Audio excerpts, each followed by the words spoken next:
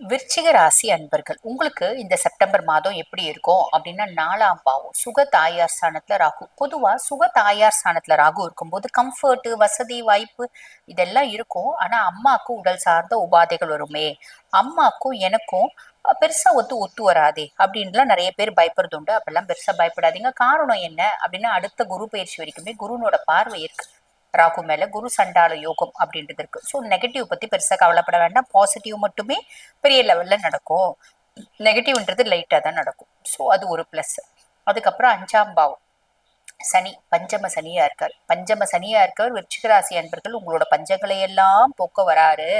எல்லா விதத்திலயும் சப்போர்ட் அப்படின்றத சனி கொடுக்க போறாரு அப்படின்னு நீங்க கூட சொன்னீங்களேம்மா. ஆமாம்மா, நான் கூட சொன்னேன். இப்ப சனி வக்ரகதி அடைஞ்சிருக்காரு அப்படின்னா, ஆமாம்மா வக்ரகதி அடைஞ்சிருக்காரு. நவம்பர் 27 வரைக்கும் தான் அவர் வக்ரகதி அடைஞ்சிருப்பாரு.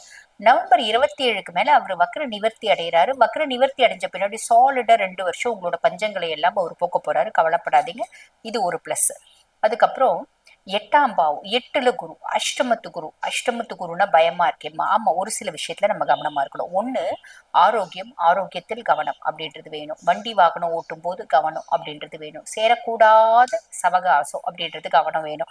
அங்க ஒரு பஞ்சாயத்து நடந்துச்சுமா, அங்க ஒரு பிரச்சனை நடந்துச்சு, நான் போய் எட்டி தான் பார்த்தேன். நம்ம எட்டி பாக்குற வேலையே நம்மளுக்கு வேணாம். அதாவது வீண் பழி, செய்யாத தப்புக்கு ஒரு சிலருக்கு தண்டனை, இந்த மாதிரி எல்லாம் நடக்கிறதுக்கு வாய்ப்பு உண்டு.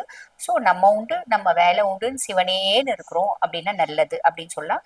ஆனா அஷ்டமத்து குருவா இருந்தாலும் இந்த செப்டம்பர் மாதம் குருனால நம்மள ஒண்ணும் பண்ண முடியாது. காரணம் என்ன அப்படின்னா, நம்மளுக்கு சுக்கிரன் வந்து பாக்கிய சுக்கிரனாவும் தொழில் சுக்கிரனாவும் வராரு. அப்படின்னா என்ன புரியல எங்களுக்கு. அதாவது செப்டம்பர் மாதம் 14ஆம் தேதி வரைக்கும் சுக்கிரன் பாக்கிய சுக்கிரனா இருக்காரு. அப்ப பாக்கிய சுக்கிரனோட இருக்க என்ன பண்ணுவாரு, குரு நம்மள பள்ளம் நோண்டி நம்மள உள்ள தள்ளி விடுறாரு அப்படின்னு வச்சுக்கோங்களேன். சுக்கிரன் அழகா நம்மள தூக்கி மேல நிறுத்திட்டு அந்த பள்ளத்தை மூடி விடுவார். திருப்பி குரு வந்து பள்ளம் நோண்டி உள்ள தட்டி விடுவாரு. திருப்பி சுக்கிரன் நம்மள தூக்கி வச்சுடுவாரு. அப்ப நம்மளுக்கு என்ன ஆகும், பெருசா மைனஸ் கிடையாது, பிளஸும் கிடையாது அப்படின்னு சொல்லலாம். சுக்கிரன் நம்மள எல்லா விதத்திலயும் காப்பாத்துவார். இது செப்டம்பர் மாசம் முழுசும் நம்மள சுக்கிரன் காப்பாத்துவாரு. குரு வந்து ட்ராப் பண்ணுவாரு. சுக்கிரன் வந்து அந்த ட்ராப் வந்து பாத்தீங்கன்னா முச்சு விட்டுருவாரு, ரிலீவ் பண்ணிடுவாரு அப்படின்னு அர்த்தம். ஸோ இது ஒரு பெரிய பிளஸ். ஸோ செப்டம்பர் 14 வரைக்கும் சுக்கிரன் பாக்கிய சுக்கிரனா இருக்கா. 14க்கு மேல செப்டம்பர் மாசம் முழுசும் வந்து பாத்தீங்கன்னா இவன் வந்து தொழில் சுக்கிரனா மாறுறான். தொழில் சுக்கிரனா வந்து உட்காரும் போது, தொழில் ஸ்தானத்துல வந்து உட்காரும் போது நீங்க செய்யக்கூடிய தொழில்ல ஒரு அபரிவிதமான முன்னேற்றம், மாற்றம், அப்லிஃப்ட்மெண்ட், இம்ப்ரூவ்மெண்ட் இதெல்லாமே சுக்கிரன் கொடுத்துருவார். செய்யக்கூடிய தொழில் சந்தோஷமா செய்வீங்க. இது ஒரு பெரிய பிளஸ். அதுக்கும் மேல தொழில் ஸ்தானத்துல சூரியன், கேது பிளஸ் புதன் சேர்க்கை அப்படின்றது இருக்கு. அப்ப வந்து பாருங்க, என்னோட புத்திசாலித்தனத்தினாலையும் திறமையினாலையும் என்னோட தொழில் நான் வெளிநாட்டு வர்த்தகம் ரேஞ்சு கொண்டு போயிட்டேன்.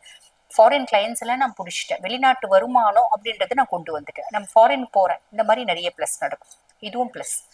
அதுக்கும் மேல வந்து பாருங்க, செப்டம்பர் மாதம் 15ஆம் தேதி புதன் லாபஸ்தானத்துக்கு வந்துடுறாரு. செப்டம்பர் 16 லாபஸ்தானத்துல சூரியனும் புதனும் இணையறாங்க. புதன் அங்க உச்சம் பெற்று உட்கார்றாரு. இது புத்த ஆதித்ய யோகம் அப்படின்வாங்க. என்னோட அதீத திறமையினாலையும் ஆளுமையினாலையும் என்னோட கிரியேட்டிவிட்டினாலும் நான் நிறைய சம்பாதிக்கிறேன், நிறைய லாபம் சம்பாதிக்கிறேன். ஆனா ஓவர் கான்பிடன்ஸ் கூடாது. ஏன்னா சனியனோட வக்ர பார்வை இருக்கு.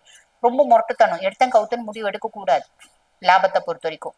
அக்கா, அதாவது அக்கா அண்ணன், இது வந்து மூத்த சகோதரர்களையும் குறிக்கக்கூடிய இடம் இல்லையா. அவங்க கிட்டயும் பெருசா வந்து முரட்டு முரட்டு சுபாவம் காமிக்கிறது, ரொம்ப வந்து பாத்தீங்கன்னா உக்கிரமா பேசுறது, அதெல்லாம் கூடாது.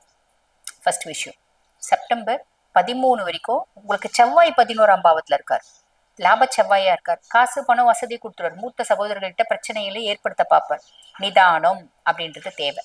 செப்டம்பர் 13 செவ்வாய் லாப செவ்வாயா இருந்து மாறி விரைய செவ்வாயா வரார். விரைய செவ்வாயா வராரு அப்படின் போது மருத்துவ செலவு வருமேம்மா, உடல் சார்ந்த உபாதைகள் வருமே, சின்ன சின்ன ஆக்சிடென்ட்ஸ் வருமே, சர்ஜரிஸ் வருமே, இதெல்லாம் வரத்துக்கு சான்ஸ் இருக்கு. பட் பியாண்ட் தட் பெருசா இல்ல, லைட்டா தான் வரத்துக்கு சான்ஸ் இருக்கு. ஒரு 10% தான். காரணம் என்ன அப்படின்னா, குருனோட நேரடி பார்வை இருக்கு. குரு மங்கள யோகம் அப்படின்றது இருக்கு. அப்ப செவ்வாயினால வரக்கூடிய பெருச கெடுபலன்கள் அப்படின்றது வர்றது இல்ல, நல்லது மட்டுமே வரும். ஓகேங்களா. அப்போ ஆன் தி ஹோல் எங்களுக்கு செப்டம்பர் மாதம் எப்படி இருக்கு அப்படின்னா, நான் சொன்ன சின்ன சின்ன விஷயங்களை நான் வந்து நிறைய சின்ன சின்ன விஷயங்கள் சொன்னேன் இல்லைங்களா. அந்த சின்ன சின்ன விஷயங்கள்ல கவனம் அப்படின்றது வச்சுக்கினீங்களா மட்டும் போதுமானது. இந்த மாதம் இனிய மாதமா அமையும். வாழ்த்துக்கள். இப்ப நான் சொன்னது பாருங்க, இந்த செப்டம்பர் மாதத்துக்கு உங்க ராசிக்கான ஒரு பொதுவான பலன், கோச்சார பலன். இப்ப நம்ம முழுசும் பலன் தெரிஞ்சுக்கணும் அப்படின்னா உங்க சுய ஜாதகத்துல நான் சொன்ன கிரகங்கள் என்னென்ன பாவங்கள்ல இருக்காங்க, முக்கியமா அதெல்லாம் பார்க்க தெரியல அப்படின்னா கூட தசநாதன் என்ன தசை நடக்குது, தசநாதன் எந்த பாவத்துல இருக்கான் அப்படின்றது, நல்ல பாவத்துல இருக்கானா, நம்மளுக்கு சப்போர்ட்டிவா இருக்கானா அப்படின்றதையும் பார்த்துக்கணும். தசநாதன் சப்போர்ட்டிவா இருக்கான் அப்படின்னா இந்த விஷயம் எல்லாம் 100% நடக்கும். தசநாதன் பெருசா சப்போர்ட்டா இல்லை அப்படின்னா 50% நடக்கும். ரொம்ப சிம்பிள். இப்ப இந்த பதிவை பார்த்துட்டு இருக்கோங்க, ஆமாம்மா நீங்க சொன்னது கரெக்ட், நாங்க எங்களுக்கு பொருத்தி பார்க்கணும், பார்த்தோம், எங்களுக்கு தெரிஞ்சிருச்சு, அதுக்கும் மேல நாங்க எங்களோட சுய ஜாதகத்தை உங்ககிட்ட நான் அனலைஸ் பண்ணிக்கணும் அப்படின்னு விருப்பப்படுறோம் அப்படின்னா, நான் பேசிட்டு இருக்கும்போது எங்களோட வாட்ஸ்அப் நம்பர் டிஸ்பிளேல கொடுத்துருப்பாங்க, அந்த வாட்ஸ்அப் நம்பருக்கு கால் பண்ணி அப்பாயின்மெண்ட் ஃபிக்ஸ் பண்ணி என்கிட்ட பேசிக்கலாம். தேங்க்யூ.